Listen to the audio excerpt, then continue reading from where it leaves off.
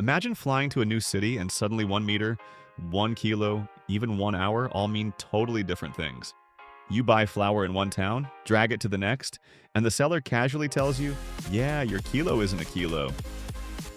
Now picture running a business, signing long contracts, or investing serious money in a world where even the ruler keeps lying.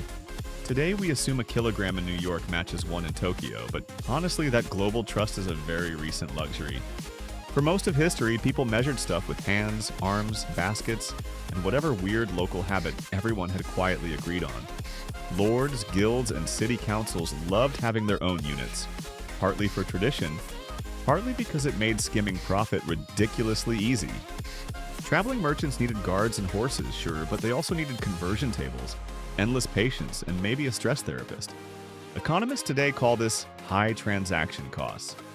Ordinary people back then just called it everyday confusion and getting ripped off. Without shared units, every deal secretly includes a fight over whose scale is real and whose version of reality wins. You can still trade in that world, but it's slow, super local, and everyone assumes the other side is probably cheating. The moment a society agrees on common measures, it quietly builds this invisible highway for trust, trade, and bigger dreams. That highway is what we call standardization, and weirdly, it beats a lot of walls, swords, and patriotic slogans in real power. To see this in action, we'll hop to ancient China with Qin, then fast forward to revolutionary France shouting about reason. On the way, we'll meet British yards, American gallants, steel shipping containers, and finally the invisible standards hiding in your phone. First stop, pre-Qin China. Lots of states, lots of wars, and honestly, way too many ways to measure the exact same grain. During the Warring States era, each kingdom had its own coins, scripts, and measures, like everyone running different operating systems with no adapter. A cart built in one state literally might not fit the wheel ruts in another because someone picked a different axle width. So, weights for taxes, wages, and trade all varied, giving local elites 1,000 little excuses to adjust the numbers in their favor. When Qin finally beat the others, unifying land was actually easier than unifying people's habits and all their beloved measuring gadgets. Qin's rulers got it. One script, one currency, and one system of weights and measures were basically life support for the empire. So they cast bronze weights with official seals and spread them everywhere, making it much harder for local officials to fudge the math. The famous image is unified axle width, same road ruts, same wheel distance, so any cart from anywhere can ride the same tracks. Sounds nerdy, but this meant armies, grain, and messages could travel faster, cheaper, and more reliably across the whole empire. For farmers, standard measures finally made taxes less mysterious. For merchants, they killed half the daily arguments at the market. For Qin, the real win was control. Regional power players lost their favorite trick, quietly rigging numbers when nobody was watching. Of course, this wasn't some warm and fuzzy negotiation. It was, here's the imperial standard, enjoy the fines if you ignore it. Funny thing, even after Qin collapsed, a lot of its measurement reforms survived because later dynasties also liked things running smoothly. People may hate the ruler, but they rarely hate roads, bridges, and systems that quietly make everyday life less annoying. In Qin's case, one standard turned scattered regions into a single manageable space, like installing a first version of national software. Meanwhile, in Europe, fragmentation went wild, especially in France, where measurement chaos basically became a symbol of unfair old power. Before the revolution, France didn't have one system. It had hundreds, varying by town, guild, and whatever some landlord once declared. A pound of grain in Paris wasn't the same as a pound in a nearby village, even under the exact same king. Local elites quietly loved it. Tweak the unit a bit here, a bit there, and suddenly taxes rise while salaries magically shrink. Ordinary people didn't see theory. They saw unfair bread prices, sudden shortages, and a system that always seemed to lean the other way. Revolutionaries wanted to smash feudal privileges, and the measurement mess was a perfect villain.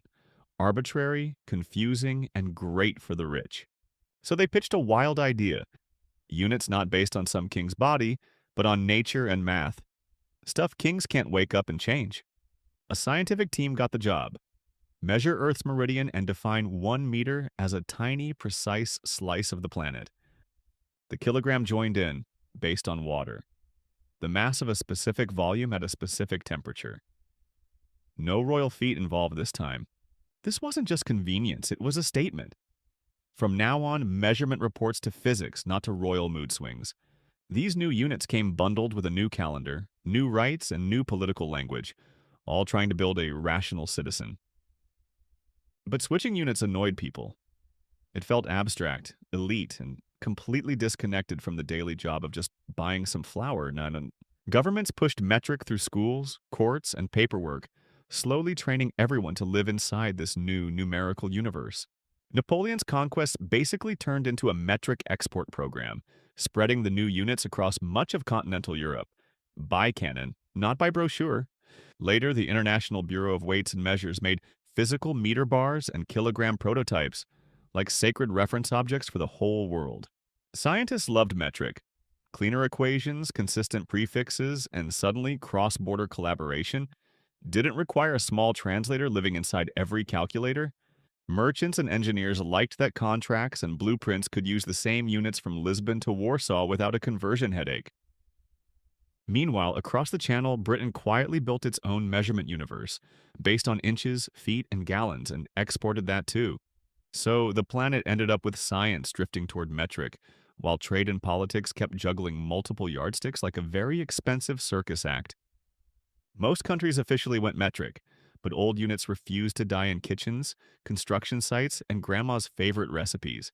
To see why inches and gallons didn't just vanish, we now have to follow Britain and the United States for a bit. At its peak, the British Empire ran sea lanes, telegraphs, railways, and big engineering projects across half the map, all speaking yard.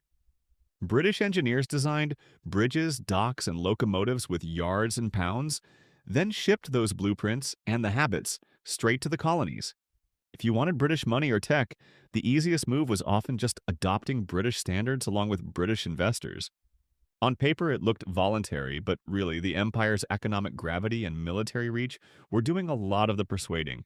Across the Atlantic, the young United States inherited many British units, then built its factories and tools around them, like poured concrete. Machine tools etched with imperial markings locked those choices into metal. Changing later would mean rebuilding entire production lines. Politicians sometimes flirted with full metric conversion, but pride, lobbying, and huge transition costs kept it stuck in a maybe someday land. So a weird compromise formed. Scientists and doctors used metric, while shops, road signs, and people's brains kept inches and miles. Global manufacturers now had to design planes, cars, and gadgets that speak two unit languages at once, like hardware with built-in translation stress.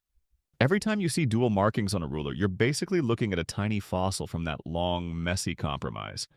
For global companies, clashing standards add cost and headache, but dropping them risks upsetting big markets and angry voters back home.